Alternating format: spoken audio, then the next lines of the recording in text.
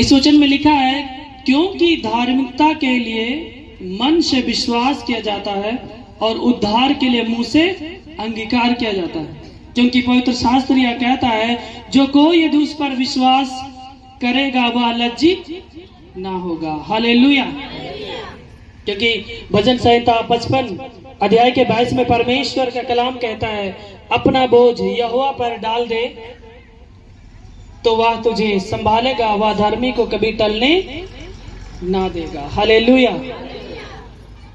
यदि हम विश्वास करते हैं तो धर्म के लिए हमें मन से विश्वास करना चाहिए। यदि धर्मी बनना है तो परमेश्वर का वचन कहता है मन से तुमको विश्वास करना है, दिखावा नहीं करना है। बहुत से लोग जब काम नहीं होता मुझसे मिलते हैं और कहते हैं कि मैं इतना दिन से आ रही हूँ, मेरा काम नहीं हुआ। तो मैं बोलता विश्वास करते हैं क्या?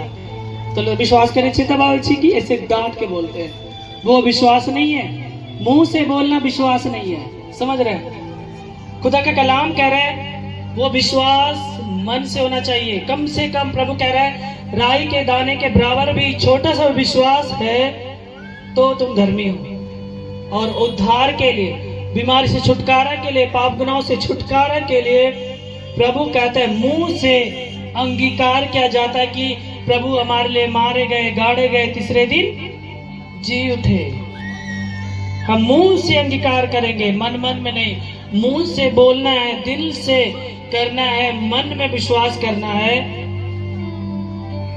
तो हम उद्धार को पाएंगे, बीमारी से छुटकारा को पाएंगे, पाप गुनाहों से छुटकारा को पाएंगे, गरीबी से, तंगी से हम छुटकारा को पाएंगे। नहीं तो कोई फायदा नहीं होगा। यहाँ 50 बार आ रहे हैं, 5-5 साल से आ रहे हैं, बैठ रहे हैं, मगर कोई फायदा नहीं है, चेंजिंग नहीं है। तो इससे मेरा क्या गलती?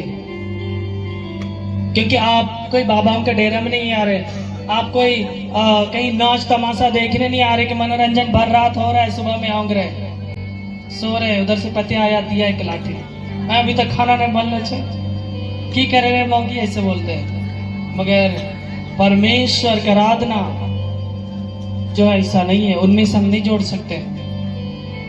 क्योंकि वो कहता है यदि तुम धर्मी बनना चाहते हो तो मन से विश्वास करो, और तुमको यदि उद्धार पाना है, पाप गुनाह छुटकारा पाना है, तो तुम मुंह से अंगीकार करो, वचन पढ़ो, उसके अनुसार चलो, प्रभु कहता है। क्योंकि पवित्र शास्त्र यह कहता है जो कोई उस पर विश्वास करेगा वह लज्जित ना होगा, कभी भी वो बेइज्जती नहीं होगा, कहीं भी वो इंसल्ट नहीं होगा। बहुत से लोग आराधना में यहाँ पे आते हैं, यदि भले चंगे नहीं हुए, घर गए, पड़ोस के लोग यदि हुए, वो आपसे बाद में आ रहे हैं, वो पड़ोसी यदि पहले चंगे हो गया, पहले से आ रहे हैं, मगर आपको कुछ नहीं हुआ, कुछ चेंजिंग नहीं है आपके जीवन में, तो अजीब सा लगता होगा। कैसा लगेगा? जहाँ तक ईर्ष्या लगेगा। बहुत से लोग ईर्ष्या हो जाते, कह रहे हमसे पीछे गई, पहले ठीक हो गए, मैं बहुत दिन से जा रही हूँ, पता नहीं परमेश्वर के दास ने पता नहीं स्पेशल कुछ किया।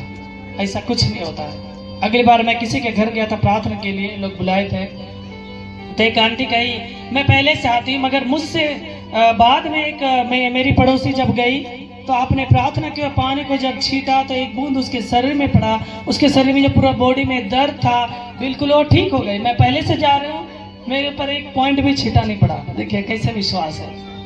प्रभु ऐसा नहीं कहता है, वो कहता है मन से विश्वास करो और अपने मुंह से अंगीकार करो। मगर आप सोचेंगे पानी का छींटा जरूरी नहीं है। यीशु मसीह हमें पहले ही अपने लहू को बहाकर पाप गुनाहों को धोने के लिए पहले ही एडवांस में हमें दे दिया है, बहा दिया है। मगर बहुत से लोग ये सब मन में रखते हैं। आप प्रार्थना कीजिए, उसके वचन के अनुसार चलिए, कर्म अच्छा कीजिए, तो प्रभु आपको देगा। क्योंकि वो कहता है अपना बोझ यहोवा पर, यानी कि सर्वशक्तिमान खुदावंत उस परमेश्वर पर डाल दो जो हमें हर समय संभालता है। उन्होंने हमें बनाया अपना स्वरूप ताकि हम उसकी तारीफ महिमा करें। वो कहता है अपना बोझ यहोवा पर डाल दो तो वह तुझे संभालेगा, वह धर्मी को कभी टलने नहीं देगा, फिसलने नहीं देगा। प्रभु कह रहा अपना बोझ मेरे ऊपर डाल दो, मैं देख लूंगा। मगर किस तरह?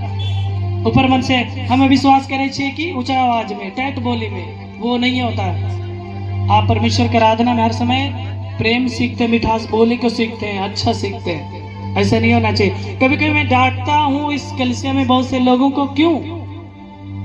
क्योंकि आप गलती करते हैं, हल्ला गुल्ला करते हैं, बातचीत करते हैं। कई बार कहा गया है शांत भाव से सुनिए, वचन के अनुसार चलिए, परमेश्वर के दासों का, दासियों का, लीडरों का इज्जत कीजिए। बहुत से लोग उल्टा चलते हैं, डांटा